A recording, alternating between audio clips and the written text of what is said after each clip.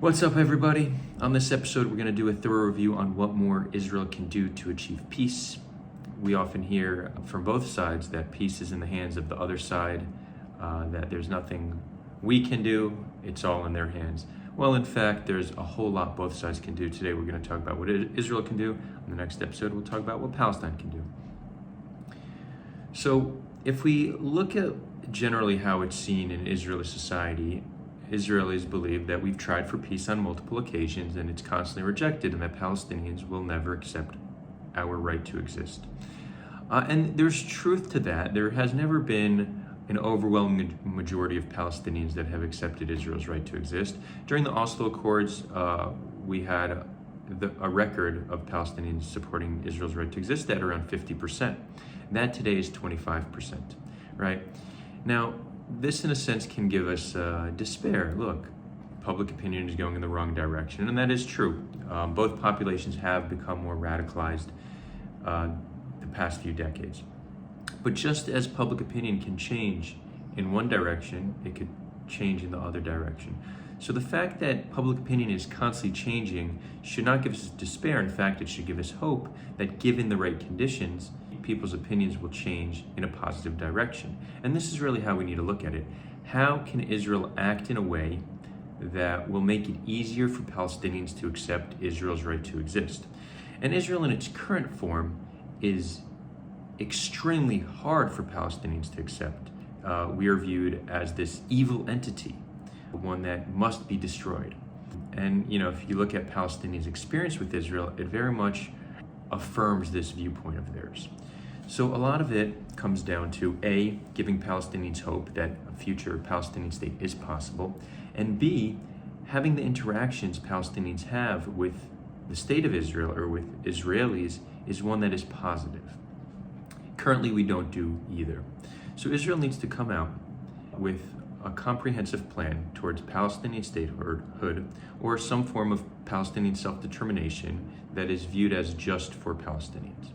Now, this shouldn't be unilateral steps. Israel should propose a plan that is a bilateral agreement. So, for example, we, Israel, recognize Palestine's right to exist under X, Y, and Z conditions and request in return that Palestine recognizes Israel's right to exist. We should also call for a mutual end to violence on both sides. We could take smaller measures. For example, Israel currently has a policy where if a Palestinian commits an act of terror, that we destroy the home of their families. This is a form of collective punishment, which we believe acts as a deterrent. Well, the Palestinian Authority has a policy where they pay the family of Palestinians who commit terror, which is essentially seen as an incentive. So we should end that policy in return for them ending their pay for slay policy, right? This is one good faith measure we can take. Another is stop expanding settlements. We've had a policy to expand whenever we can. I mean, there's been some instances of withdrawal, like from Sinai and Gaza, but when it comes to the West Bank, since '67, it's been in a continuous expansion, which they see as us taking more and more land, a blow to their pride, and just increasing their sense of despair, which just aids in their radicalization.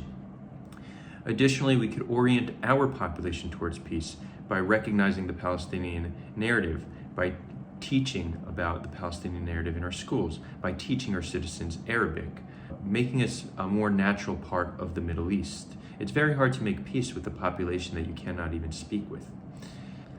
Then there's a lot that comes down to the interactions Palestinians have with Israelis, right? So most Palestinians, at least Palestinians that are not citizens of Israel, their interactions with Israelis are primarily settlers or soldiers, right? So Palestinians are taught these quite horrible things about us in schools, and then their teaching is reinforced by their day-to-day experience.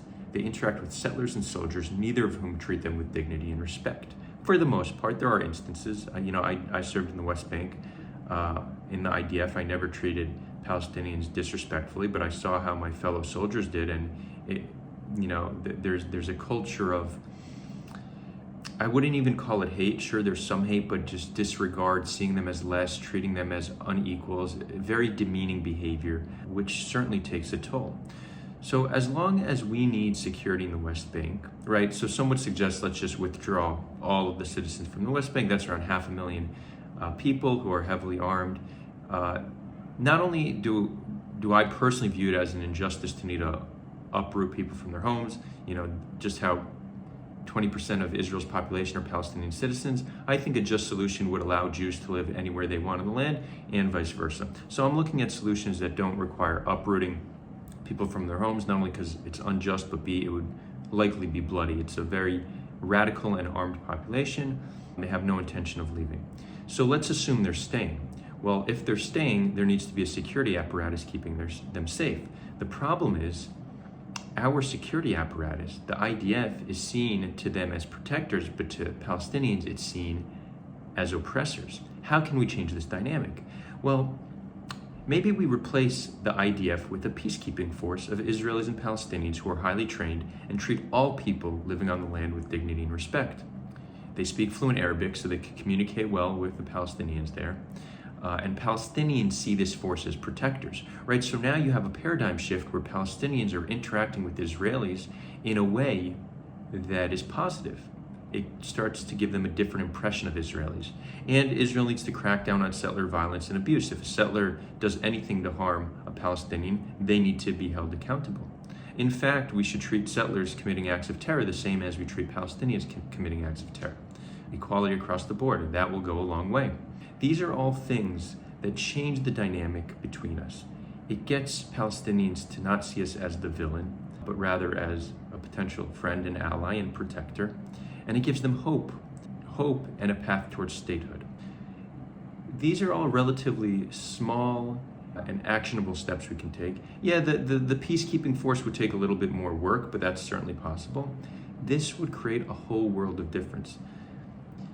And regardless of what exact actions we take, we need to be dedicated to the peace process. This whole idea that we've tried and failed, so we won't try anymore, is unacceptable. The status quo is immoral and unsustainable. We saw what the status quo produces. It produces October 7th. We need to understand that the only way to ensure our survival on this land and to thrive on this land is not through strong security, but rather through peace. Yes, currently we need security. There's no denying that. But security is not enough to allow us to thrive. We need peace. We need to be dedicated to the peace process. And if we try and fail again, we need to continue to try. Eventually, we will succeed. So I think I'll end it with that. And look, guys, I'm just one guy here with ideas. Imagine what our collective brain power could do. I'd love to hear from you. Share your thoughts in the comments. Let us know what good faith measures, what steps Israelis can take to bring us closer to peace. On the next episode, we'll focus on what Palestinians can do. Sending you all love.